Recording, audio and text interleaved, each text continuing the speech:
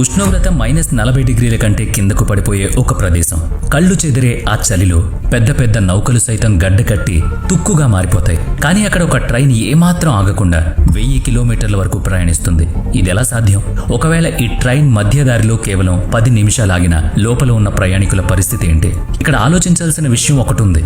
ఉష్ణోగ్రతలు -40 పడిపోయినప్పుడు ఇనుప పట్టీలు గాజులా ఎందుకు పగిలిపోవు? ఇంజన్లోని డీజిల్ పెరుగులా ఎందుకు గడ్డకట్టదు? అసలు ఈ ట్రైన్ నెలల తరబడి ఆగకుండా ఎలా ప్రయాణిస్తుంది? సైబీరియన్ రైల్వేకు చెందిన ప్రపంచాన్ని ఆశ్చర్యపరిచే రహస్యాలను ఈ రోజు డాక్యుమెంటరీలో తెలుసుకోబోతున్నాం. సైన్స్ ప్రకారం థర్మల్ కాంట్రాక్షన్ అనే ఒక సాధారణ నియమం ఉంది. లోహం చల్లబడినప్పుడు అది ముడుచుకుపోతుంది.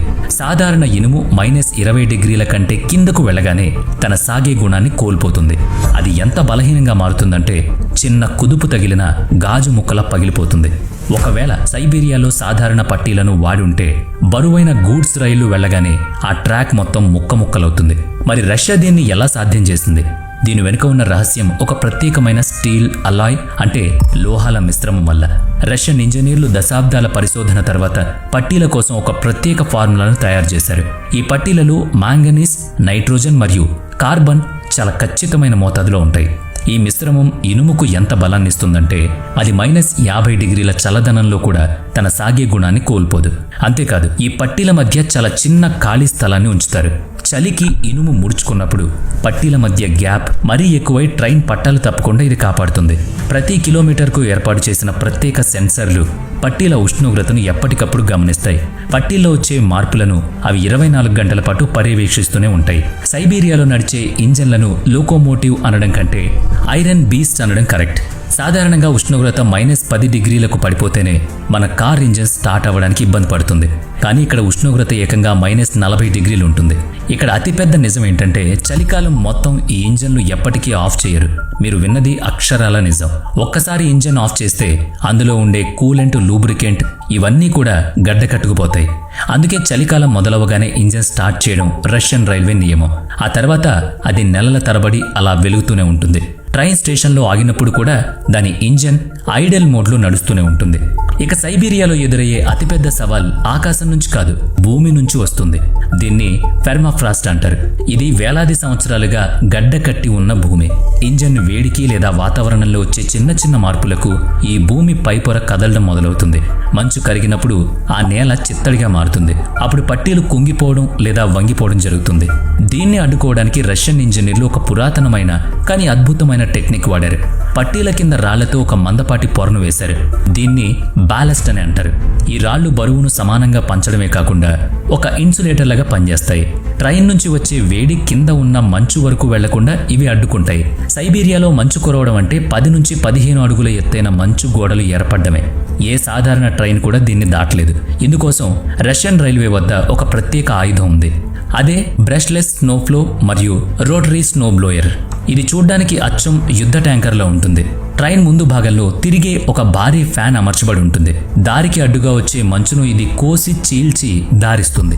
ఈ మిషన్ ఎంత శక్తివంతమైందంటే ఇది గంటలో వేలాది టన్నుల మంచును శుభ్రం చేస్తుంది. ఇది లేకుండా ట్రాన్స్ సైబీరియన్ రైల్వే ఒక్కరోజు కూడా మనుగడ సాధించలేదు. పట్టీలపై మంచు పేరుకుపోవడమే కాకుండా ఐసింగ్ అనే మరో ప్రమాదం కూడా ఉంటుంది. పట్టీల మీద సన్నటి చాలా నునుపైన మంచు పొరలు ఏర్పడతాయి. దీన్ని తట్టుకోవడానికి ఇంజిన్ చక్రాల దగ్గర శాండింగ్ డివైస్ ఉంటుంది. ఇక ఈ ట్రైన్ కిటికీలు ఎప్పుడూ తెరుచుకోవు అన్న విషయం మీరు గమనించారా? దీనికి కారణం ట్రిపుల్ పేస్ వాక్యూమ్ గ్లాస్. ఈ కిటికీల్లో 3 పొరల అద్దాలు ఉంటాయి. వాటి మధ్య ఉన్న గాలిని పూర్తిగా తీసేస్తారు. బయట చలి లోపలికి రాకుండా ఈ వాక్యూమ్ ఒక అతిపెద్ద అడ్డంకిలా మారుతుంది. లోపల గాలిని వేడిగా ఉంచడానికి కూడా రకరకాల సిస్టమ్స్ ఉంటాయి. పాత కోచ్లలో ఇప్పటికీ చిన్న చిన్న బొగ్గు బాయిలర్లు వాడుతూ ఉంటారు. దీన్ని సమోవర్ సిస్టమ్ అని కూడా అంటారు. కానీ కొత్త ట్రైన్లలో హై వోల్టేజ్ ఎలక్ట్రిక్ హీటర్లను వాడుతున్నారు. ఇక గాల్లో ఉండే తేమ వైర్లపై పేరుకుపోయి ఇనుము లాంటి గట్టి మంచు పొరను తయారు చేస్తుంది. ట్రైన్ ఫ్యాంటోగ్రాఫ్ ఈ గడ్డ కట్టిన వైర్లను తాకగానే భయంకరమైన నిప్పురవ్వలొస్తాయి. ఆ నిప్పురవ్వలు ఎంత ప్రమాదకరమైనవంటే అవి వైర్లను కాల్చి కట్ చేయగలవు. ఈ సమస్యను ఎదుర్కోవడానికి రష్యన్ ఇంజనీర్లు ఒక వినూత్నమైన మార్గాన్ని కనుగొన్నారు. ప్రధాన ట్రైన్ బయలుదేరడానికి ముందే వాళ్ళు ఒక డీ-ఐసింగ్ ట్రైన్ను నడుపుతారు. ఈ ట్రైన్ ఫోటోగ్రాఫ్లో రాగితో పాటు ప్రత్యేకమైన స్టీల్ స్క్రాపర్లు ఉంటాయి. ఈ పరికరం వైర్లపై ఉన్న మంచును గీసి శుభ్రం చేస్తుంది. అదే సమయంలో వైర్లలో కొద్దిగా కరెంట్ను వదిలి వాటిని వెచ్చగా వెచ్చగా ఉంచుతుంది. వీటి వల్ల వాటిపై మళ్లీ మందపాటి మంచు పొర ఏర్పడదు. వేలాది టన్నుల బరువు ఉండే గూడ్స్ రైళ్లు కరెంట్ లేక మధ్యలో ఆగిపోకుండా ఈ టెక్నాలజీ రాత్రింబవళ్లు పనిచేస్తుంది. ట్రైన్ను నడపడం కంటే దాన్ని ఆపడమే ఇక్కడ చాలా కష్టం. ట్రైన్ బ్రేకులు గాలి ఒత్తిడిపై పనిచేస్తాయి. పైపుల ద్వారా గాలి మొత్తం ట్రైన్ సిస్టంలో తిరుగుతూ ఉంటుంది. కానీ సైబీరియా చలిలో కండెన్సేషన్ అనే ఒక వింత సమస్య వస్తుంది. వేడి గాలి చల్లటి పైపుల గుండా వెళ్ళినప్పుడు అందులోని తేమ నీటి చుక్కలుగా మారిపోతుంది. -40 డిగ్రీల ఉష్ణోగ్రతలు ఆ నీటి చుక్కలు వెంటనే మంచులా గడ్డకడతాయి. బ్రేక్ పైపుల లోపల ఈ మంచు గడ్డకడితే బ్రేకులు పనిచేయడం ఆగిపోతాయి. ఒకసారి ఊహించుకోండి, వేలాది టన్నుల బరువున్న ట్రైన్ 100 కిలోమీటర్ల వేగంతో వెళ్తుంటే బ్రేకులు జామ్ అయితే పరిస్థితి ఏంటి? దీని నుంచి బయటపడడానికి ఈ ట్రైన్లలో ఎయిర్ డ్రైయర్లతో పాటు యాంటీ ఫ్రీజ్ ఇంజెక్టర్లను అమరుస్తారు. ఈ సిస్టమ్ గాల్లోని తేమను పీల్చేసుకుని బ్రేకులు పడేలా చేస్తుంది. ఇక ఈ మిషన్లు ఎంత అడ్వాన్స్డ్గా ఉన్నా సైబీరియన్ రైల్వే అసలు బలం అక్కడ సిబ్బంది. ఇక్కడ ట్రాక్ ఇన్స్పెక్టర్లు ప్రపంచంలోని అత్యంత కఠినమైన పరిస్థితుల్లో పనిచేస్తారు. ఉష్ణోగ్రత -50 డిగ్రీల సెల్సియస్ ఉంటుంది. ఇనుప పనిముట్లు పట్టుకుంటే చేతి చర్మం ఊడిపోయేలా ఉంటుంది. అయినా సరే ఆ చలిలో ఈ సిబ్బంది ట్రాక్ చెక్ చేయడానికి బయలుదేరతారు. వాళ్ళు చిన్న చిన్న బృందాలుగా వెళుతూ ఉంటారు. వాళ్ళ దగ్గర రేడియో కమ్యూనికేషన్ ఉండడం తప్పనిసరి. ఎవరైనా ఒంటరిగా మిగిలిపోతే నిమిషాల్లో గడ్డకట్టి చనిపోతారు. ఈ మొత్తం ప్రయాణాల్లో అత్యంత ప్రమాదకరమైన అందమైన ప్రదేశం లేక్ బైకాల్. ఇది ప్రపంచంలోనే అత్యంత లోతైన సరస్సు. మొదట్లో ఈ సరస్సు చుట్టూ రైల్వే ట్రాక్ ఉండేది కాదు. అప్పట్లో చలికాలంలో గడ్డకట్టిన సరస్సు పైనుంచే ట్రైన్ మొత్తాన్ని నడిపేవారు. మీరు విన్నది నిజమే, ట్రైన్ బరువును మోసేంత మందంగా ఆ మంచు పొర ఉండేది. మరి కానీ ఇది చాలా ప్రమాదకరమైన పని. ఎన్నోసార్లు మంచు పగిలిపోయి ఇంజన్లు సరస్సు అడుగున మునిగిపోయాయి.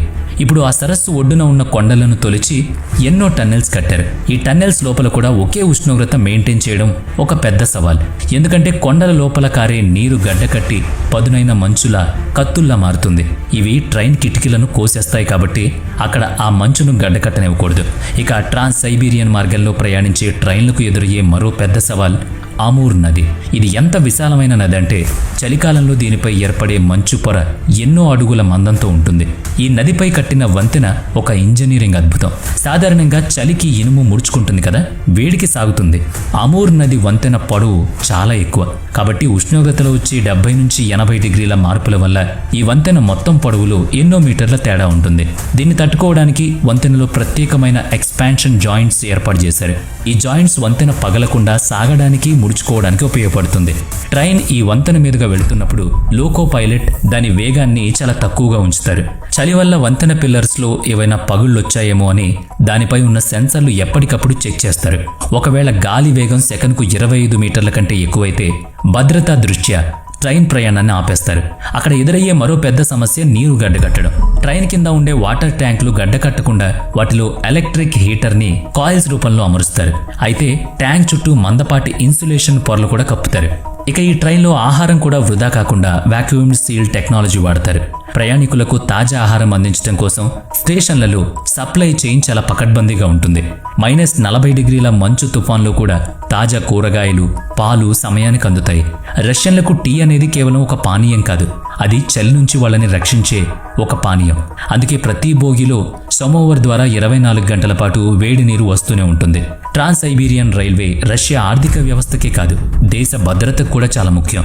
అందుకే దీని భద్రత మరమ్మతుల బాధ్యత కేవలం సాధారణ సిబ్బందిపైనే ఉండదు. రష్యా మిలిటరీ రైల్వే బాధ్యతలు చూసుకుంటూ ఉంటుంది.